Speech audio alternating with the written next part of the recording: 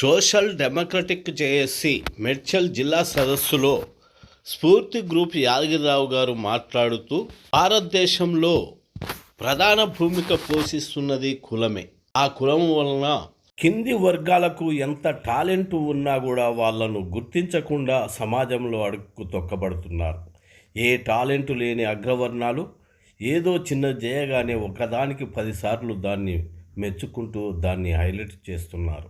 అది ఒక కార్మిక రంగంలో చూస్తే ఒక ఎస్సీ ఆఫీసర్ అయి ఉండి కూడా అగ్రవర్ణపు ఒక అసిస్టెంట్కు ఆఫీసరు భయపడవలసి వస్తుంది. ఇది మానసికంగా కొన్ని తరాల నుంచి ఈ విధంగా తయారు చేశారు కాబట్టి ఈ పరిస్థితులు ఎదుర్కొంటున్నాము. ఇప్పటికైనా కనపడని దేవుళ్ళ జయంతి వర్ధంతులు కాదు, ఆ పండుగలు కాదు చేసేది, కనపడే మన ముందు ఈ సమాజాన్ని ఎన్నో మలుపులు తిప్పిన సామాజిక విప్లవకారుల, రాజకీయ చైతన్యకారుల జయంతులు వర్ధంతులు పండుగల్లాగా చేసుకోవాలి.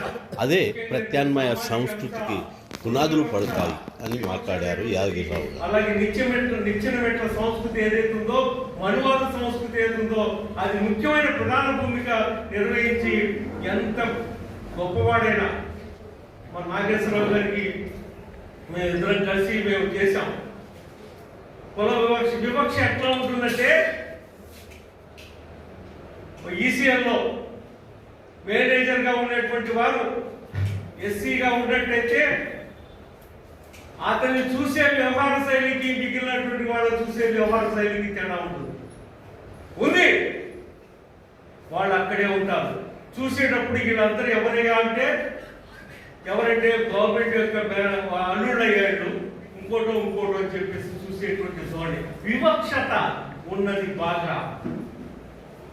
ఆ వివక్షకి వ్యతిరేకంగా పోరాటం అనేటువంటి ముఖ్యమైనటువంటి ఈ నిచ్చెనమెట్ల సంస్కృతి అనేటువంటి కుల వ్యవస్థని కూకటి వేలతో తొలగించాల్సిన అవసరం ఉంది.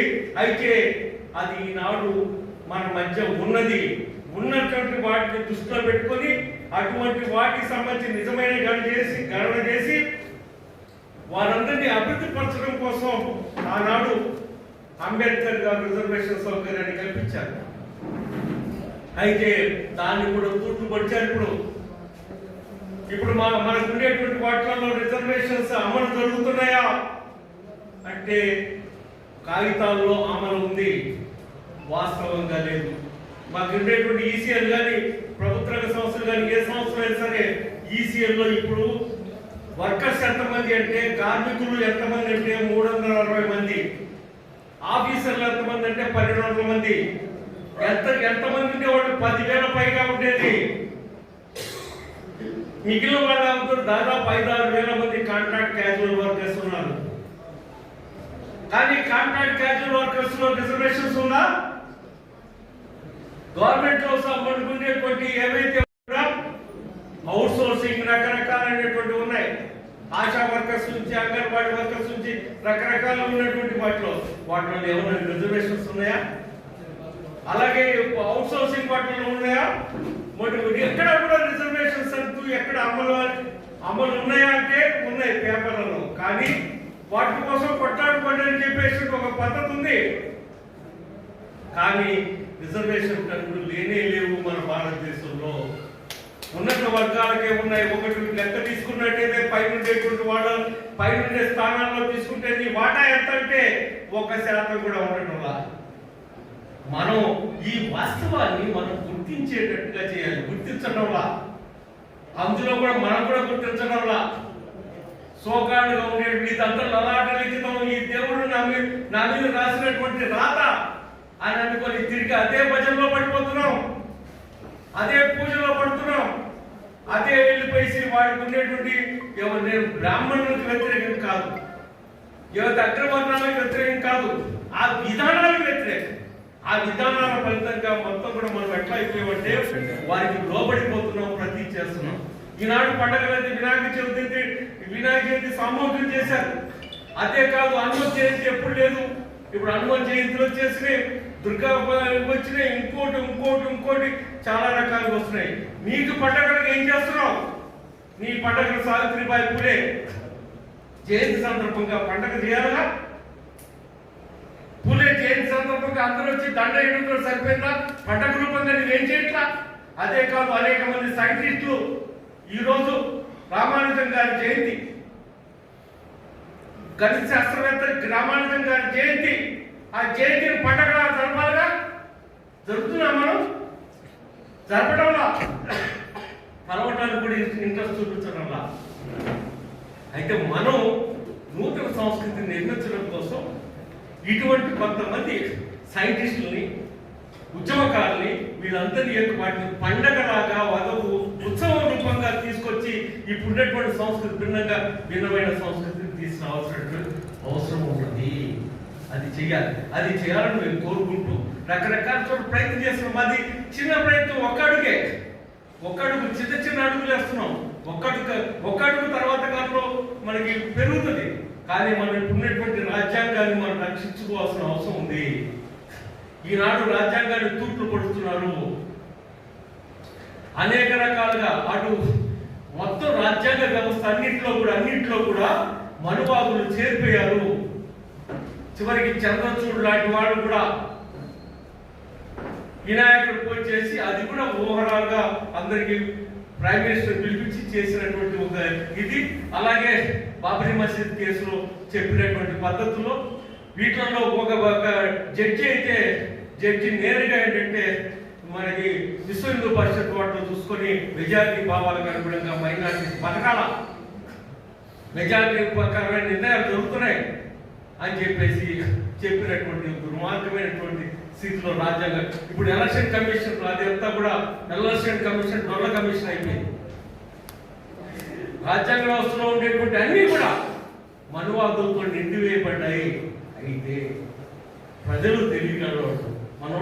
మన సార్ చెప్పారు, నిజమే, ప్రతిది కూడా క్యాంపు రాజకీయాలు అయిపోయినాయి, క్యాంపు ఇవైపోయినాయి. ఏంటంటే అన్ని కొంటున్నారు, చేస్తున్నారు.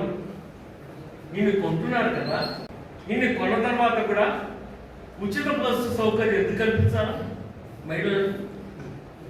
అలాగే ఏవైతే ఉన్నాయో మనకి రైతు భరోసాను, ఇంకొకటి ఉచిత రైసు, ఇటువంటి ఎందుకు కల్పించాలో డబ్బులు పెట్టి కొనుక్కోవచ్చుగా.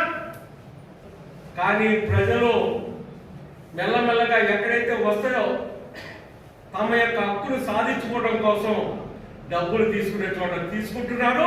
కానీ దానితోటి ఆగట్లా, నాకు రావాల్సినటువంటి ఇస్తావా లేదా అని ఒక్కటొక్కటి గుర్తుకుంటారు. అది తాయిలాలనుకుంటున్నారు. తాయిలాలు కాదు, వాళ్ళ హక్కును సాధిస్తున్నారు, ఇంకా సాధిస్తారు కూడా. ప్రజలు తెలియగలరు. ప్రజల్ని చైతన్యపరచినంత వరకే ఇవన్నీ నడుస్తుంటాయి. మనం చైతన్యపరిచామా వాటిని పక్కకు దోసి ముఖ్యంగా ఏంటంటే ప్రజలు నీ వైపు వస్తారు. ఆ ప్రయత్నం ఒక్కొక్క అడుగుగా మనం వేయాల్సిన అవసరం ఉంది. మేము ఇప్పుడు ఉండేటువంటి రాజ్యాంగబద్ధంగా మనకు ఉండేటువంటి హక్కుల్ని మనం కరెక్ట్గా అమలు పరిచినట్టయితే, పాలకులు చిత్తశుద్ధితో అమలు పరిచినట్టయితే మన భారతదేశం సస్యశ్యామలంగా అందరూ కూడా ఈ రాజ్యాంగం ప్రకారంగా మనం అందరూ కూడా ఎంతో ఉన్నతంగా జీవించేందుకు అవకాశం ఉంది. అటువంటి రాజ్యాంగం మనది. కానీ ఆ రాజ్యాంగాన్ని చిత్తశుద్ధిలో కాకుండా ఎక్కడికక్కడ ఎలకలు బొక్కలు తోసినట్టు తోసేస్తే మిగిలింది డొల్లే కనిపిస్తుంది. కాబట్టి వాటికి వ్యతిరేకంగా మనం పోరాడాలి. ముఖ్యంగా మనకందరికీ ముఖ్యంగా ఏంటంటే వైరస్ లాగా చేరినటువంటి ఏంటంటే మనకు ఉండేటువంటి మనువాదం, ఈ వైరస్ ని కూకటి వేళతో నలిపేయకుండా, దాన్ని నాశనం చేయకుండా, ఏదైతే కరోనా లాంటి వైరస్ ని ఎట్లా దెబ్బతీసామో, కరోనాని దెబ్బతీయలేదా? తీసాం. అటువంటి కరోనా లాగానే దీన్ని కూడా దెబ్బతీసి అది చుట్ట చేతనావస్థలో బొబ్బుండేట్టు చేసి ఎట్లా చేసామో అట్లాగే దీన్ని కూడా చేయడం ద్వారా మనందరూ కూడా మనకు ఉండేటువంటి రాజకీయ భావజాలాలు డిఫరెంట్ గా ఉంటాయి. నల్లసూరి ప్రకాష్ గారు ఒక బిఎల్ఎఫ్ కి నాయకులుగా ఉన్నారు, వాటికి సంబంధించినటువంటి నాయకులు ఉన్నారు, మిగిలినటువంటి నాయకులు ఉన్నారు. ఎవరు రాజకీయాలు మాత్రం కలిసికట్టుగా మనం ఇటువంటి వాటిలో ప్లాట్ఫామ్స్ లో మనం ఎక్స్చేంజ్ చేసుకోవడం ద్వారా ఉద్యమాలు ముందుకు తీసుకెళ్ళవచ్చు. రాజకీయాలు డిఫరెంట్, సామాజిక అంశాలు వేరు. సామాజిక అంశాలను చర్చలోనూ ఏకీకృతమైనటువంటి అంశాలన్నింటినీ కూడా కలిసికట్టుగా పనిచేయడానికి మనందరం పనిచేస్తామని, అందుకని మేము స్ఫూర్తి గ్రూప్గా ఈ యొక్క వీటికి లెఫ్ట్ అండ్ డెమోక్రటిక్ జేఏసీ తోటి అనుబంధంగా మేము కలిసికట్టుగా చేస్తాం.